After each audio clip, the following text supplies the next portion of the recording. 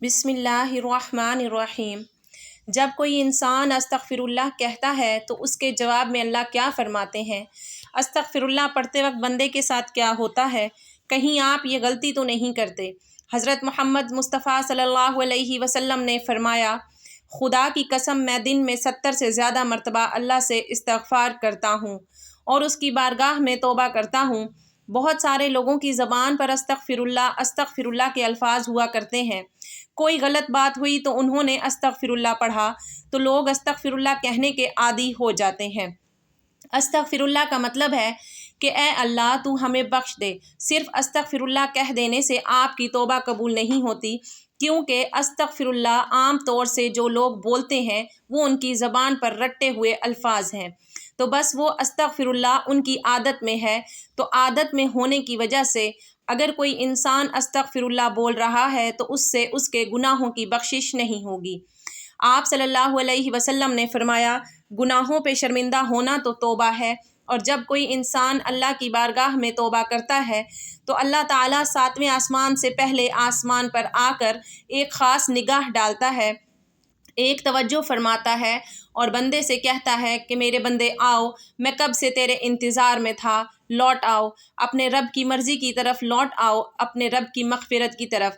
ایک جگہ اللہ فرماتا ہے، اے لوگو، ایسی جنت کی طرف دوڑو جس کی چوڑائی اور لمبائی آسمان و زمین کے برابر ہے، اور اپنے رب کی مغفرت کی طرف دوڑو۔ تو اس لیے جب کوئی بندہ اللہ تعالیٰ کے سامنے توبہ کرتا ہے یا استغفر اللہ پڑھتا ہے تو اللہ تعالیٰ 70 مرتبہ جواب میں اس کو لبیک کہتا ہے۔ ایک شخص تھا، 70 سال تک وہ یا صنم یا صنم یا صنم کہتا رہا، اپنے معبودوں کو پکارتا رہا، تو ایک مرتبہ اس کی زبان پھسلی اور اس کی زبان سے یا صنم کی جگہ یا صمد نکل گیا۔ یا صمد اللہ کا نام ہے جس کا معنی بے نیاز، تو اللہ تعالیٰ نے 70 مرتبہ اس کے جواب میں لبیک کہا۔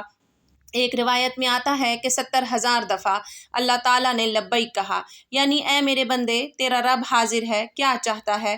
تو فرشتوں نے کہا کہ مولا، یہ بندہ تجھے نہیں پکار رہا، یہ تو یا صنم کر رہا تھا، دھوکے سے اس کی زبان سے تیرا نام نکلا، بلکہ یہ تو تجھے جانتا ہی نہیں ہے، یہ تو ساری زندگی یا صنم کرتا رہا۔ تو اللہ تعالیٰ نے فرمایا کہ اے فرشتوں، خاموش ہو جاؤ، اور فرمایا کہ مجھے معلوم ہے کہ یہ مجھے نہیں پکار رہا، لیکن دھوکے سے ہی صحیح، لیکن اس نے اپنے معبود حقیقی کو پکارا تو ہے۔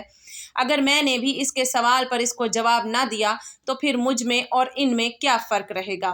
جس کو یہ 70 سال سے پکار رہا ہے، کوئی بندہ دھوکے سے بھی رب کو پکارتا ہے تو اللہ تعالیٰ اس کے لیے ثواب بھی لکھتا ہے اور اس کی طرف سے متوجہ بھی ہو جاتا ہے۔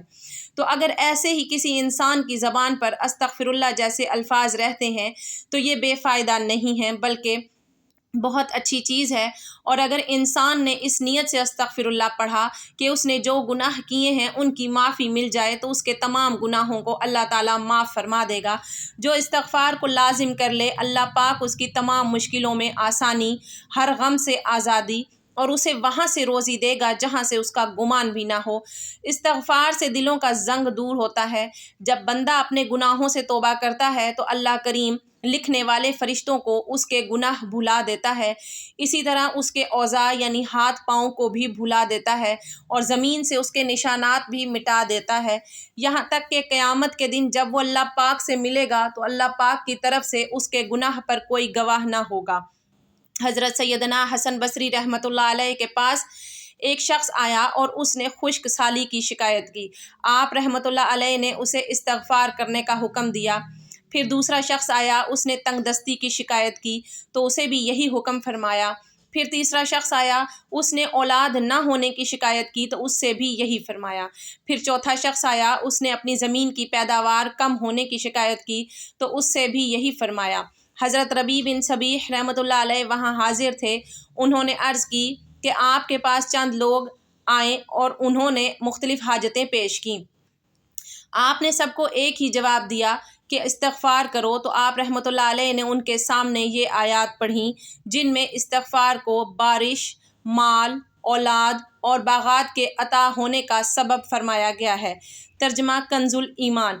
تو میں نے کہا، اپنے رب سے معافی مانگو، بے شک وہ بڑا معاف فرمانے والا ہے، تم پر موسلا دھار بارش بھیجے گا اور مال اور بیٹوں سے تمہاری مدد کرے گا، اور تمہارے لیے باغ بنا دے گا اور تمہارے لیے نہریں بنائے گا۔ بندہ کسی گناہ کو اللہ تعالیٰ کی نافرمانی جان کر اس کے کرنے پر شرمندہ ہوتے ہوئے رب سے معافی مانگے اور آئندہ کے لیے اس گناہ سے بچنے کا پکا ارادہ کرے اور اس گناہ کی تلافی کے لیے کوشش کرے۔ مثلا نماز قضا کی تھی تو اب ادا بھی کرے، چوری کی تھی یا رشوت لی تھی تو بعد توبہ وہ مال اصل مالک یا اس کے ورثاء کو واپس کرے یا معاف کروا لے، اور اگر اصل مالک یا ورثاء نہ ملیں تو ان کی طرف سے راہ خدا میں اس نیت سے صدقہ کر دے کہ وہ لوگ جب ملیں اور صدقہ کرنے پر راضی نہ ہوئے تو اپنے پاس سے انہیں واپس دوں گا۔ توبہ و استغفار کی تمام تر اہمیت اور فضائل کے باوجود بعض بد نصیب نفس و شیطان کے بہکاوے میں آ کر توبہ و استغفار کرنے میں ٹال مٹول سے کام لیتے ہیں۔ توبہ کا موقع ملنا بھی بہت بڑی سعادت کی بات ہے۔ بہت سے لوگوں کو توبہ کا موقع بھی نہیں ملتا، وہ بغیر توبہ کیے اس دار فانی سے چلے جاتے ہیں۔ موت کا کوئی بھروسہ نہیں، اس لیے ہمیں بھی بکثرت توبہ و استغفار کرنی چاہیے۔ قرآن مجید میں ارشاد باری تعالیٰ ہے کہ اللہ استغفار کرنے والوں پر رحم کی بارش کرتا ہے اور ان کی طاقت میں اضافہ فرماتا ہے۔ اللہ رب العزت قرآن مجید میں ایک جگہ فرماتے ہیں کہ میں اور نوح علیہ السلام نے اپنی قوم سے کہا، اپنے رب سے اپنے گناہ بخشواؤ اور معافی مانگو، وہ یقیناً بڑا بخشنے والا ہے۔ وہ تم پر آسمان کو خوب برستا ہوا چھوڑ دے گا اور تمہیں خوب پے در پے مال اور اولاد میں ترقی دے گا اور تمہیں باغات دے گا اور تمہارے لیے نہریں نکال دے گا۔ استغفار اللہ کی خوشنودی کا سب سے بڑا ذریعہ ہے۔ ایک حدیث مبارکہ میں ہے کہ اللہ پاک توبہ کرنے والے بندے سے اس شخص سے بھی زیادہ خوش ہوتے ہیں جس نے اپنا گم شدہ اونٹ پا لیا ہو۔ ہم لوگوں کو ہر وقت استغفر اللہ کہنے کی عادت ڈالنی چاہیے۔ اس کے علاوہ ہمیں چاہیے کہ ہم ہر وقت اللہ کا ذکر کریں۔ اللہ کی یاد سب سے بڑی چیز ہے۔ آپ صلی اللہ علیہ وسلم نے فرمایا کہ اٹھتے بیٹھتے چلتے پھرتے اللہ کا ذکر کیا کرو۔ جو لوگ اللہ کا ذکر کرتے ہیں وہ زندہ ہیں، جو اللہ کا ذکر نہیں کرتے وہ مردہ ہیں، بلکہ مردار ہیں۔ ہماری زبان ہر وقت اللہ کی یاد سے تر رہنی چاہیے، اور جب بندہ اللہ کا ذکر کرتا ہے تو شیطان چونکہ انسان کے دل پر اپنے پنجوں کو ہر وقت بٹھائی رکھتا ہے، جب بندہ اللہ کا ذکر کرتا ہے تو پھر وہ اپنے پنجوں کو ہٹا لیتا ہے، اور جب وہ بندہ ذکر کرنا بند کر دیتا ہے تو وہ پھر اپنے پنجوں کو بندے کے دل پہ رکھ دیتا ہے۔ تو اس لیے ہر وقت ہمیں اللہ کا ذکر کرنا چاہیے، درود پاک کی کثرت کرنی چاہیے، استغفر اللہ اور ہر ذکر والے الفاظ کو اپنی زبان پہ رکھنا چاہیے۔